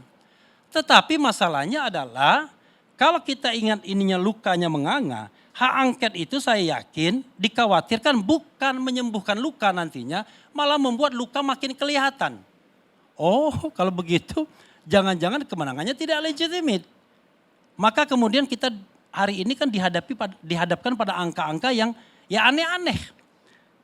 Partai politik itu kan kalau kita bicara ada reward and punishment, ada kotel effect, ada bandwagon effect. Tapi pada nggak jelas semua. 3 partai dari Anies Baswedan itu tambah semua kursinya. Nasdem 10, PKB 10 kalau nggak ada berubah di MK, dan PKS 3. Prabowo, apakah kalau Anda mendukung Prabowo pasti tambah? Enggak. Buktinya Demokrat nggak nambah. Bahkan Demokrat kurang 10. Nah kalau di 03 karena dia kalah, kurang semua. 18 kurangnya PDIP dan P3 kurang 19 alias tidak lolos parliamentary threshold. Nah dari sana saja sebenarnya kita lihat. Ini sebenarnya rakyat ini memilih siapa sih? Anda mengklaim bahwa Anda didukung 58%, tetapi yang terjadi adalah kok distribusi 01 naik semua. Distribusi 03 turun memang, tapi di 02 turun juga ada. Dan Gerindra sendiri sebagai partai yang paling sah, kalau kita bicara tentang kotel effect, ternyata nambahnya cuma 8 kursi saja. Kan aneh kan?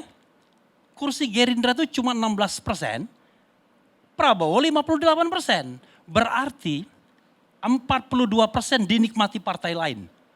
Termasuk partai di 01, karena mereka mengalami peningkatan kan. Kalau kita bicara mengenai suaranya. Oke. Saya mau sedikit Kalau mengkoreksi gini. itu. Kan saya kan tidak pernah membantah tadi. Jadi nanti silakan. Ya. Tergantung Bang Garni ya. Nah, karena itu menurut saya ke depan ya memang ada yang namanya koalisi yang sifatnya ideologis. Ada yang sifatnya strategis dan susahnya adalah pragmatis hari ini. Kalau kita lihat warna partai politik sebenarnya kan nggak jelas saja. PKS yang mestinya doing kanan, ya kan? Harusnya kan gabungnya sama PKB. Tapi so long time PKB sama PDIP. Maka menurut saya akhirnya benar yang dikatakan Scott Manwaring bahwa yang namanya multi party system itu tidak kompatibel dengan presidential system. Kalau presidential system itu biasanya nggak banyak orangnya. Ya 1, 2, 3 partai, 4 partai saja.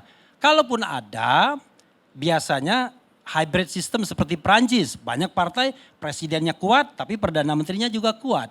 Nah Indonesia ini terlalu banyak partai sehingga kutukan minority presiden selalu ada. Karena selalu ada tiba-tiba kok selalu minoritas ya presidennya. Sekarang jangan berbangga kita. Tidak ada partai besar di Indonesia. Tidak ada. Semua partai di Indonesia itu partai menengah. Tidak ada. Karena kalau partai besar itu partai yang menguasai parlemen 50% plus 1. Itu partai besar. Partai yang bisa kontrol pemerintahan.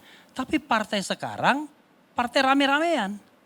Karena itu caranya adalah agar pemerintahan selalu didukung, maka yang terjadi adalah elitisasi partai politik. Maka benar yang dikatakan Bambang Pacul itu, udahlah. Yang namanya politik Indonesia kan tidak tergantung Lulu, tidak tergantung Bro Barus, tidak tergantung Pandana Baban, tidak tergantung Nul. Tergantung pucuk pimpinan-pimpinan partai politik. Ketika sekjen partai politik bertemu untuk mendukung hak angket, itu baru level sekjen. Belum kata akhir di ketua umum partai politik. Megawati sampai sekarang kita nggak tahu dia dukung hak angket apa enggak. Karena no voice, nggak ada suaranya. Sementara partai 01, partai yang saya dukung kemarin, bukan saya dukung. Bukan, maksud saya paslonnya yang saya dukung kemarin bilang begini, pakai requirement. Kami mau, tapi kalau situ duluan. Enggak lari namanya. Kalau kita mau berjuang menang atau kalah itu soal lain. Toh tidak ada juga hal yang kita korbankan. Seandainya kita yakin bahwa pemilu ini securang-curangnya, segentong-gentong babinya, kan begitu. Tetapi karena kita sendiri pengen lihat kiri kanan, maka yang terjadi adalah ya sudahlah kita manfaatkan politik hari ini. Siapa tahu seperti kata Adi tadi, Anda nggak usah perlu menang dah kalau untuk ikut dalam pemerintahan presidensial ini, ya kan? Dan terakhir ya biar Bung Barus bisa koreksi saya, tapi saya balik lagi itu kalau nggak benar ya, balik lagi. Selalu selain minority president ya, yang namanya power tends to corrupt. absolute power, corrupt absolutely. Bukan hanya korupsi dalam pengertian korup, tetapi kekuasaan itu ingin selalu berlebih-lebihan. Dia tidak ingin inherent di dalam dirinya secara natural, tidak ingin ada orang yang melebihi kekuasaan dia. Tidak ingin ada orang yang mengontrol dia. Tidak ingin ada orang yang bersuara berbeda dengan dia. Di sini aja kalau kita suara berbeda langsung kita terganggu. Kan begitu. Apalagi kekuasaan. Tetapi kekuasaan di dunia manapun harus dikontrol. Anda yakin bahwa Prabowo negarawan yang sesungguh-sesungguhnya? Enggak yakin saya. Boleh dong saya mengatakan enggak yakin? Dari mana ketidakyakinan saya? Track record. Track record kan bisa menunjukkan itu. Ya kan? For estate, marriage, kemudian bagaimana perdebatan. Sakit hati betul. Dinilai 11 misalnya. Masa begitu saja dimasalahkan misalnya. Nah, tetapi sebagai warga negara, walaupun dalam hati saya nggak percaya dengan pemimpin ini, tapi saya harus hormati proses electionnya. Nanti kita lihat, mudah-mudahan saya salah. Refli Harun salah, menyesal kamu tidak mau gabung dengan pemerintahan. Ternyata Prabowo Subianto presiden yang baik, Gibran Rakabuming presiden yang baik. Mereka pantas 20 tahun berkuasa. Mudah-mudahan begitu. Ya, tapi kalau tidak, saya sudah mengatakan bahwa lihat nanti apakah betul kita punya presiden yang canggih ataukah presiden yang gampang emosi. Wassalamualaikum warahmatullahi wabarakatuh. Saya mungkin sedikit Bang Karni bahwa karena tadi menyinggung tentang posisi kami mengakui hasil daripada pemilu itu. Semoga ILC juga adalah satu forum yang mencerdaskan anak bangsa. Kita tidak boleh kemudian karena kegelapan hati kita, kemudian kita menganggap apa yang dilakukan orang lain adalah tidak benar selama kita menganggap itu tidak benar. Bahwa KPU adalah produk yang dibuat oleh pemerintah dan DPR, partai politik. Mereka telah melakukan pekerjaannya. Dan kemudian perintahnya adalah jelas laksanakan pemilu itu. Setelah pemilu itu selesai kemudian hasilnya diumumkan. Saya kira wajib bagi kita semua menghormati hasil kerjanya terlepas ada apa di balik itu. Tetapi apa yang telah dilakukan oleh KPU wajib kita berikan apresiasi dengan mengucapkan terima kasih kepada mereka gitu. Saya kira itu hal yang biasa saja, pengakuan saja. Di balik itu kemudian ada yang sedang memperjuangkan karena keyakinannya. Inilah demokrasi, keyakinan you tidak kita nafikan gitu. Tapi keyakinan kita bahwa dia telah melakukan pekerjaan dengan baik, itu juga harus diterima. Sehingga itulah yang disebut sebagai equality di antara kita. Jangan kemudian kita menganggap jika itu keluar dari saya karena kami sedang melakukan satu hal untuk kepentingan tertentu, maka kami harus diberikan semacam reward atau apapun itu. Jangan dulu melakukan sesuatu. Yang nggak bisa begitu juga saya rasa. Nah, penilaian akhir daripada itu kan kita sudah lihat ya. Nah, artinya hari ini adalah posisi kami pada saat ini ada yang mengatakan, oh meninggalkan. Saya nggak ngerti meninggalkan apa gitu. Apa yang ditinggalkan? Iya kan? Gak ada gitu. Dan kami juga tidak memberi penilaian. Tidak akan memberikan penilaian kepada Pak Anies kalau dia bergabung dengan Pak Prabowo atau dia menyatakan tidak mau bergabung. Itu kembali kepada hak dasar dia, hak demokrasi dia. Untuk dia akan berjuang di sebelah mana untuk kebaikan rakyat. Kita mengatakan, kita anti terhadap orang-orang yang mengatakan bahwa ini bungkusannya adalah untuk rakyat. Lantas yang mengatakan bahwa mengkritik itu untuk siapa? Untuk dirinya? Atau untuk rakyat juga? Sama aja sebetulnya ini. Jadi jangan kita bercuriga terhadap gerakan-gerakan orang. Apalagi dia tidak melanggar kaedah-kaedah hukum yang berlaku. Kalau masalah kemudian nanti ada kata-kata yang sering disampaikan kepada publik bahwa biarlah nanti kemudian pada saatnya rakyat akan menghukum. Saya kira itu udah menjadi konsekuensi dari segala langkah yang kita buat untuk kita bertanggungjawabkan kelak pada saatnya kepada rakyat. Saya kira itu gitu loh. Jadi tidak usah ada penilaian-penilaian sepihak terhadap apa yang dilakukan orang lain. Tapi bila keyakinan kita pun tidak boleh dibantah, maka keyakinan orang lain pun harus kita hormati. Keyakinan tidak dapat dibantah. Saya kira itu. Bang Karni, saya mau tambahkan lagi. Kalimat saja. Saya tambahkan. Biar dia jawab dulu. Ya, jadi begini, berdebat nggak apa-apa. Jadi beliau dengan pernyataannya is okay. Tapi saya hanya ingin menyatakan satu fakta ya, bahwa pada malam itu berkumpul para relawan di Diponegoro 10 menantikan pengumuman. Begitu kemudian kalah, tentu sebagai manusia biasa kan pada down. Di tengah down itu makin down lagi. Ketika partai koalisi buru-buru menyatakan mengucapkan selamat pada kawan lama. Ya kan? Jadi gini, Nah, jangan dulu mengatakan Pak, itu ucapan selamat kepada kawan lain. Begini, Pak, bahwa saya ucapan tidak itu membantah Anda loh. Saya tidak Iya, membantah tetapi Anda. saya perlu Oke, klarifikasi tapi karena izinkan Anda saya katakan ngomong bahwa duluan. itu Saya tidak membantah Anda. Saya tidak Oke, membantah Anda. silakan. Oke. Nah, saya ubah. Mengucapkan selamat, oke? Gini, kenapa saya katakan kawan lama? Surya Paloh sendiri kan mengatakan, wah kawan kita jadi presiden. Benar nggak? pada saat kapan? Pada saat dikunjungi di Nasdem. Iya kan? Masya Allah. Ucapan selamat itu saya ingat betul bahwa kami ucapkan selamat kepada KPU.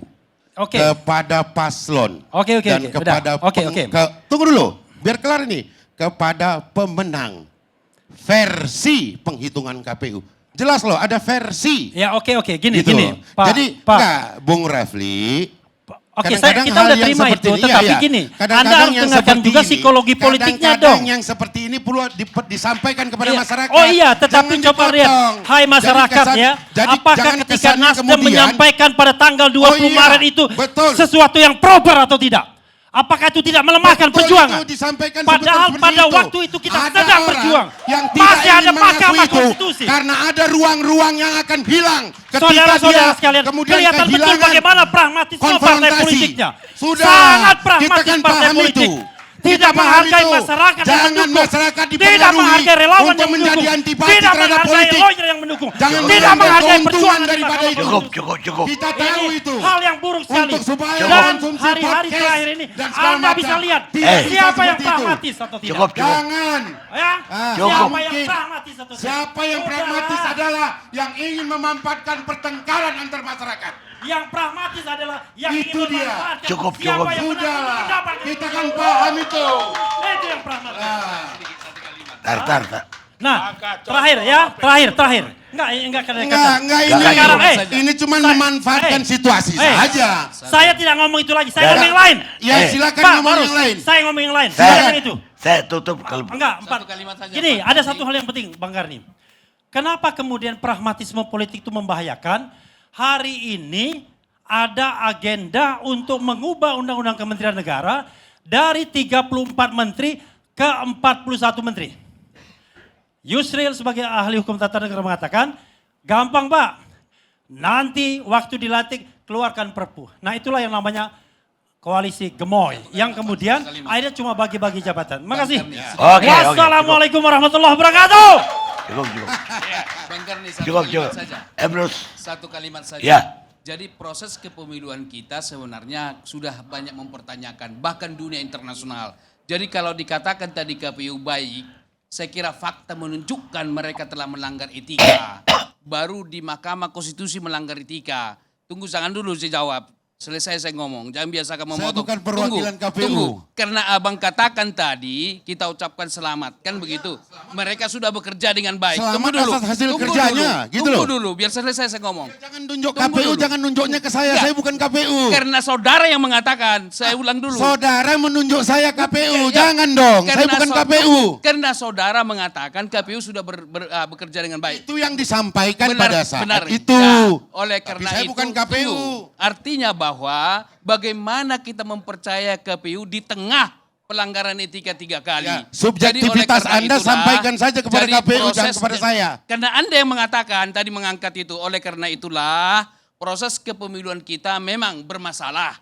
Begitu ya, itu pasti. Tak terbantahkan oleh siapa, begitu. Karena di Mahkamah Konstitusi dan di KPU terjadi pelanggaran etika. Etika itu sesuatu hal yang sangat penting daripada undang-undang. Sudahlah, artinya mari kita perbaiki ke depan. Jangan justifikasi. Ambil langkah hukum terhadap itu. Itu namanya berpikir. Bicarakan di sini. Itu namanya berpikir kacamata kuda. Satu lagi saya mau katakan, satu lagi. Bahwa udah satu, kalau ini satu dikatakan lagi. meninggalkan Pak. Kalau para partai politik yang mengusung perubahan pindah menjadi koalisi Prabowo, mereka meninggalkan rakyatnya yang telah memilih mereka. Terima kasih. Oke, pemirsa. Tidak ada moral dalam politik. Itu jawaban Bang Arni itu. Yang ada cuma kebutuhan dan kesesuaian. Seorang yang Pada kalian penuh kepura-puraan. seorang yang paling brengsek pun kalau kita butuhkan karena kebrengsekannya kita akan gunakan dia. Pendiri Uni Soviet Vladimir Lenin. Kami diskusikan, Anda simpulkan. Kita ketemu ALC yang akan datang.